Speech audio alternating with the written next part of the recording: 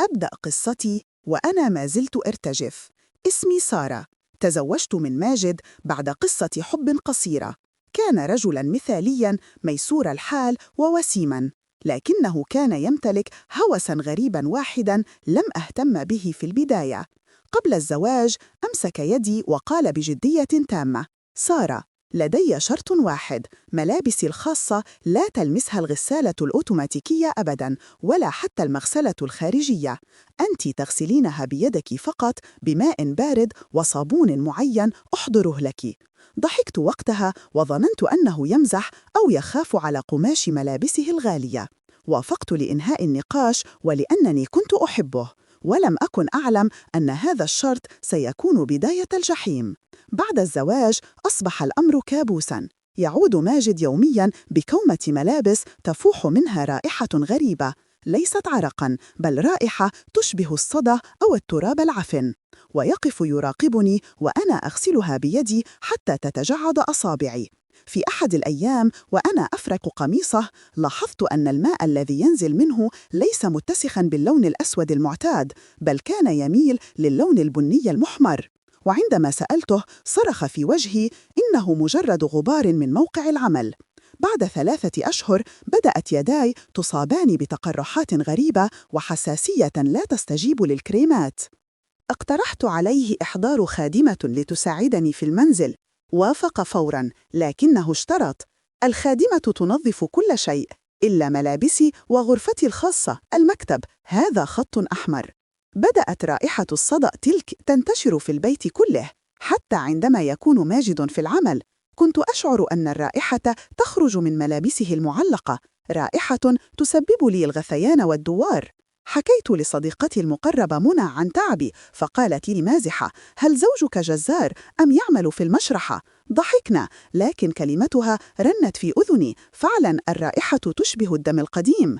لاحظت أن ماجد يخرج بأكياس سوداء كبيرة ليلاً ويعود بدونها، وعندما أسأله يقول إنها ملابس قديمة يتبرع بها، لكنه كان يرتدي نفس الملابس المحرم غسلها بالغسالة في كل مرة يخرج فيها. في ليلة شتوية باردة أصبت بحمى شديدة، لم أكن أقوى على الوقوف، وعاد ماجد متأخراً كالعادة ورمى ملابسه الملوثة وقال: اغسليها الآن، أحتاجها نظيفة للصباح الباكر. ترجيته أن يؤجل الغسيل للغد أو أغسلها بالغسالة لمرة واحدة لأنني مريضة، فجن جنونه. قلت: بيدك الآن. دخل ماجد لينام وتركني أبكي مع كومة الملابس. قررت حينها أنني لن أغسلها بيدي. سأضعها في الغسالة على وضع الغسيل اليدوي ولن يعرف الفرق. كنت متعبة جداً ولم أعد أهتم. تسللت وحملت الملابس الثقيلة ووضعتها في الغسالة. وضعت الصابون وضغطت زر التشغيل، وجلست أمام الباب الزجاجي أراقب الدوران وأنا أدعو الله ألا يستيقظ. بعد دقائق من الدوران حدثت الصدمة. الماء والرغوة داخل الغسالة تحول فجأة من الأبيض إلى الأحمر القاني، أحمر كثيف جداً وكأنه دم نقي يتدفق. تسمرت في مكاني، قلبي يضط بعنف. هل قتل ماجد أحداً؟ هل هذه دماء؟ حاولت إيقاف الغسالة، لكن الباب كان مغلقاً أوتوماتيكياً. بدأت الغسالة تصدر صوتاً غريباً وكأن هناك جسماً صلباً يرتطم بالزجاج. لم يكن مجرد أزرار قميص. من شدة خوفي وفضولي فصلت الكهرباء واستخدمت مفكاً لفتح باب الطوارئ وتصريف المياه الحمراء التي ملأت أرضية الحمام برائحة لا تطاق. سحبت المعطف الثقيل المبلل بالدماء وبدأت أتحسس الجيوب بيدي المرتعشة لمعرفة مصدر الصوت. وجدت شيئاً ملفوفاً بعناية في كيس بلاستيكي لم يذب. فتحت الكيس، سقطت منه أنياب، أسنان حيوانات أو بشر لا أعلم، وقطعة جلدية غريبة مكتوب عليها أسماء، وكان أول اسم هو اسمي، وبجانبه تاريخ اليوم. كانت القطعة الجلدية مليئة برسومات ورموز غريبة، وبجانب اسمي كتبت عبارة: القربان الأخير لاكتمال العقد. أدركت فوراً أن زوجي متورط في أعمال سحر وشعوذة خطيرة. لم يكن الدم من الملابس فقط، بل كان هناك مسحوق مخيط داخل بطانة الجاكيت يذوب مع الماء. يبدو أنه كان يطلب مني غسله بيدي لكي يمتص جلدي هذه المواد السامة والمسحورة تدريجياً. بينما كنت مذهولة، سمعت صوت خطوات ثقيلة تقترب من الحمام. لقد استيقظ ماجد بسبب صوت تصريف المياه.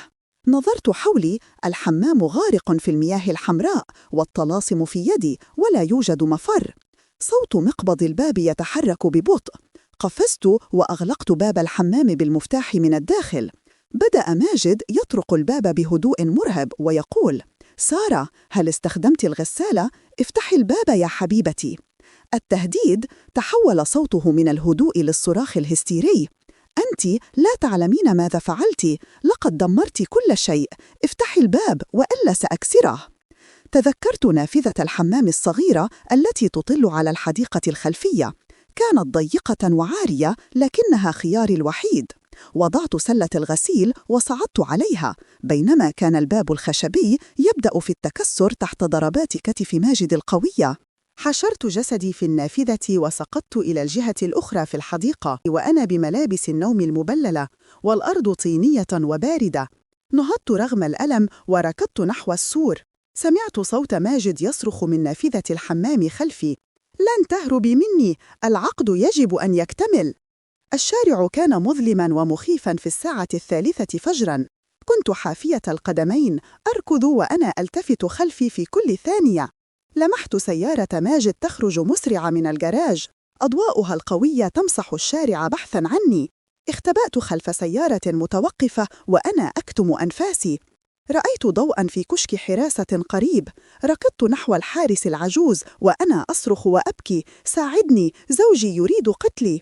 الحارس ذعر من منظري والدماء، مياه الغسيل التي تغطي ملابسي. أدخلني الكشك واتصل بالشرطة فوراً. توقفت سيارة ماجد أمام الكشك، نزل منها وهو يحمل شيئاً بيده، لكنه توقف عندما رأى الحارس يخرج سلاحه المرخص ويصرخ فيه للابتعاد. لحسن الحظ كانت دورية الشرطة قريبة. وصلت المكان وحاصرت ماجد الذي كان يبدو في حالة هيجان غير طبيعية، يتمتم بكلمات غير مفهومة. قاوم الاعتقال بضراوة غير بشرية. احتاج الأمر ل4 رجال شرطة لتثبيته. كان يصرخ وينظر لي نظرات جحيمية. أخذوني للمستشفى، وهناك اكتشفوا أن الطفح الجلدي في يدي ناتج عن سموم نادرة جداً تستخدم في طقوس أفريقية قديمة تسبب الموت البطيء وتجفيف الأعضاء. أصدرت النيابة أمراً بتفتيش المنزل، وما وجدوه هناك صدم المدينة بأكملها وتصدر الصحف. وجدوا قبواً سرياً تحت مكتبته مليئاً بصور لأشخاص مفقودين وجراراً تحتوي على سوائل غريبة. اتضح أنه نباش قبور وساحر يبيع الوهم للأثرياء. في التحقيقات اعترف ماجد وشريكه الذي قبض عليه لاحقاً أنهم كانوا يجهزون لطقس كبير يتطلب تضحية بشخص قريب جداً، الزوجة، بعد تسميمها ببطء عبر ملامسة الجلد لمواد معينة أثناء الغسيل. كان يمنعني من استخدام الغسالة لأن المواد والمساحيق التي يضعها في ملابسه تتفاعل كيميائياً مع المنظفات القوية والحرارة وتتحول للون الأحمر وتفقد مفعولها السحري أو السمي. الأشياء التي وجدتها في جيبه كانت أدوات شحن الطاقة السلبية التي كان يحملها معه ليمرضني، وكان تاريخ اليوم هو الموعد المحدد لوفاة الطبيعية حسب خطتهم.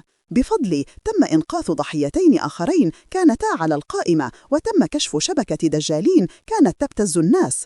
ماجد لم يحاكم كشخص طبيعي، فقد فقد عقله تماماً في السجن، وظل يصرخ بأن الأسود سيأتون لأخذه لأنه لم يفي بالوعد. مر عام على الحادثة، ما زلت أعالج يدي من آثار السموم، لكن الندوب تذكرني بنجاتي. حصلت على الطلاق وعلى تعويض مالي كبير من ممتلكاته التي صودرت. تبرعت بجزء كبير منه لجمعيات محاربة الدجل. لا أستطيع حتى الآن سماع صوت غسالة ملابس تدور دون أن أشعر برعب، ولا أستطيع رؤية اللون الأحمر دون أن أتذكر تلك الليلة. نصيحتي لكل فتاة: لا تتجاهلي الإشارات الحمراء أو الشروط الغريبة بحجة الحب، ولا تقبلي أن تكوني خادمة لطقوس لا تفهمينها. أحياناً يكون الكسل أو استخدام التكنولوجيا مثل الغسالة سبباً في إنقاذ حياتك وكشف المستور. الله نجاني بمعجزة، فاحذروا مما يخفى خلف الأبواب المغلقة.